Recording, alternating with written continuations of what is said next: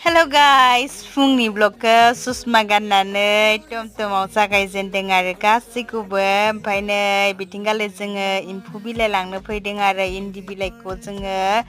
फुङावनो बिलाइ नांगौ जादों नालाय बेनिखाय फुङावनो फैदों आरो मानसिफ्रा नुनाय नङाहाय लांदां लांदां होननानै फैदोंमोन मानसिफ्रा नुजोब्बाय आरोना ओमफ्राय नै खानानै जोङो टमटमाव बेबायदिनो लाबोदों आरो ओमफ्राय जनोनो जायगा गैयामोन आथिंखौ दिखांलायनानै जनानै लाना फैदों आरो जोङो ओमफ्राय नै एम्फौआबो बिलाइ गैयामोन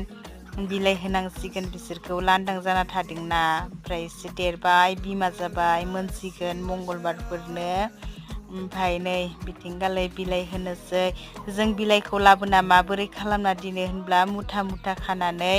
बेबायदि दै सारस्रि सारस्रि होनानै दोनो आरो अब्लानो फ्रेस थायो जेबो जाया जानाया दे बिदिब्ला दिनैनि ब्लगआ बेखिनियानो बाय बाय